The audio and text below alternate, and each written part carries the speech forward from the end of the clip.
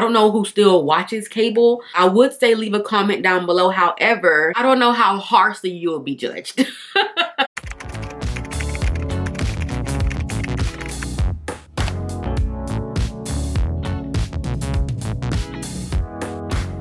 What's up, what's good, my lovelies, and welcome back to the channel. If this is your first time visiting my channel, girl, what's up, boo? How are you doing? My name is Courtney, or you can call me B. If you guys are old besties to the channel, then what's up, friend? And how you been? If you guys are new subbies, what's up, girl? Hey, how you doing, boo? Thank you for being here. We do know we have a lot of girls coming into the chat, and we are so thankful for you, so kudos to you. Ladies, whether you know it or not, along with me, along with your girl, you are now entering into your smart money babe era. Stacking our cookies up until they crumble, sis. Being mindful with our spending, ultimately making our lives make sense.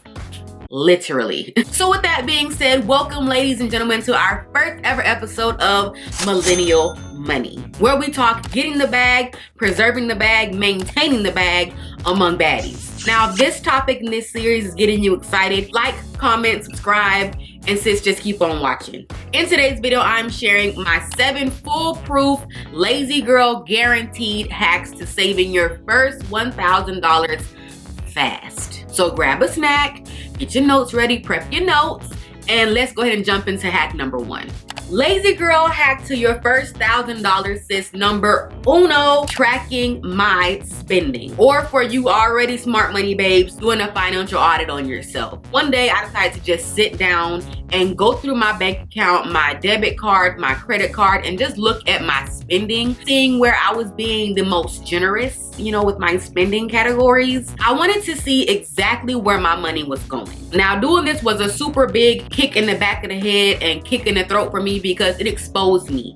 It exposed all of my irresponsible money habits. Up until that point, I thought I had it all together, and sis, I was spiraling.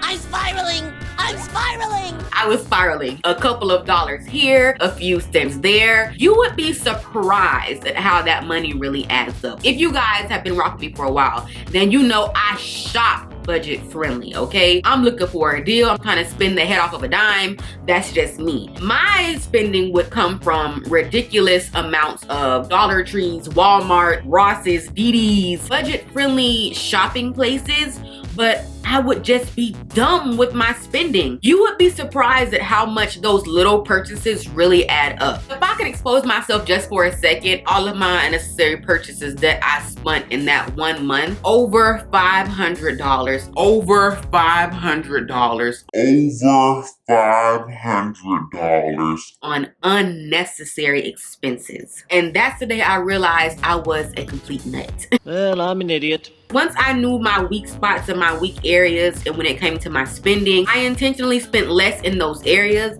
and I watched how my bank account had a little bit more weight on it by the end of the month. Rolling into number 2, which is my all-time favorite. This has to have been the easiest way I was able to save my first $1,000. Payday rollovers. Now let me explain the payday rollover method that I've kind of made up in my head. Whether you are paid monthly, weekly, bi-weekly, this hack is guaranteed to work for you. Every time a new payday rolls around, whatever amount of money you have left in your wallet or in your bank account from your last payday leading up to the day you got paid your new check, that remaining money that is not accounted for goes straight to your savings. If that money that's left is needed to help ends meet with your new check, then by all means skip this hack or skip this hack this pay period. You're not needing the remainder of this money in your bank account to put with your now new check to pay a, you know, expense or a bill. Take that money and just throw it straight to savings. Whether it's as low as 5, 10, 15, 20, 25, even leading up to 100. If it's left over and you don't really have a need for it specifically for bills and your necessities, or even if you don't have it accounted for a want, toss it over to your savings. You would be surprised at how fast these simple methods really get to adding up.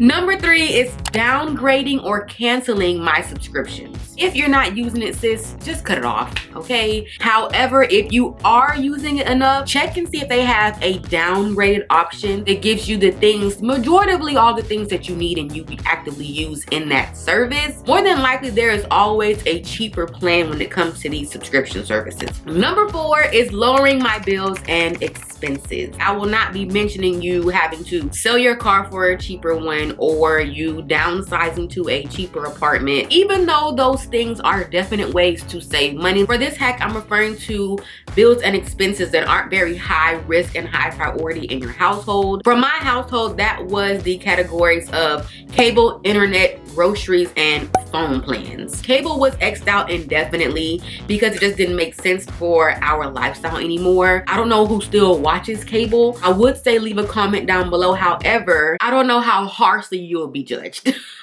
Cable was that big of a factor to keep, so that was X'd out indefinitely. Internet was cut by more than half of the price simply by switching from AT&T to Xfinity. When it comes to this internet, I'm spilling the tea. I'm saying name sis because I'm just raw like that. There is always something you can downsize. There is always some money somewhere you can save. Whether you know it or not, a lot of you guys are being charged overpriced for internet, okay? And no, Xfinity is not paying me for this. I'm just saying that really helped us a lot when it came to saving some coins. But you know, Xfinity, if you want to sponsor your girl, you can. I'm not blocking any blessings in 2024. Now, our grocery bill was cut dramatically by just switching to generic brands in grocery and meal planning. We do not spend over 50 bucks each week for groceries, and we are a household of 2, me and my husband, and he eats. No shade, no tea. And with me being 8 months pregnant, your girl is eating. However, we do not have to go over 50 bucks a week. And lastly, for our phone plans, we just switched to different providers that were very significantly lower in price range and that also allowed us to keep our phone numbers. Now, I do want to preface this by saying I do understand that some of you guys are used to a certain quality of life and service. Not by any means am I saying this has to be a permanent situation, because I get what you enjoy is what you enjoy and what you pay for is what you pay for. I understand that, you know, save your money for a little bit for a couple of months and then switch right back to what you prefer and what makes you happy 100%, or not. You may actually find that there isn't a big difference in the service you were getting before compared to your downrated service, and you may actually want to stay. Once you see how hefty that savings is becoming, that downgrading seems so bad. Coming in at number 5 is going to be eating at home or limiting eating out. Need I say more? Like, the eating out prices has gone ridiculously sky high, especially in fast food. Like, count your days. I don't know about you, but I grew up at a time where you could take $5, go to McDonald's, get a small fry, a large sweet tea, and a McChicken with cheese for all under $5. What a time to be alive. Now you go through the drive-thru leaving out feeling violated. $35. What are we doing? It's just me in the car. I do this by meal planning ahead of time, so that way when I get home, I'm not trying to scramble and see what I'm going to be making for the night or what I'm going to eat, which ultimately may push me to just DoorDash or order and pick up some food. There's always something there for me to pick up from the fridge, heat up, and just eat. If you guys want a separate detailed video on how I budget grocery shop for my household of 2 adults for all being under 50 bucks a week, then y'all let me know down below. I will definitely get that video up for you guys. Once again, this is not something that you have to stick to permanently, or if not, even every single day. Just give yourself maybe 1 to 2 to 3 days out the week to meal plan and eat at home. Then the rest of the days, go wild, sis, go crazy. It's up to you, because I get it. Everyone's lifestyle is not the same. You may have children, and some days when you get off work, it may be easier to just slide them kids through the drive-thru and get some chicken nuggets. If that helps your peace of mind and your mental health, sis, get them kids them nuggets, and do not forget the Chick-fil-A sauce. To me, progress is progress, no matter how small or how big you go, honey. It's all going towards the same goal. Number 6, switching to using nothing but cash, especially when it comes to my everyday spending. Whenever I get paid, I take out my spending money from the ATM in cash and stuff it into my wallet. It's a mental game. With me only taking out what I can spend for the week in cash, once I see that money is gone, it's gone. I can't spend anything else for the week.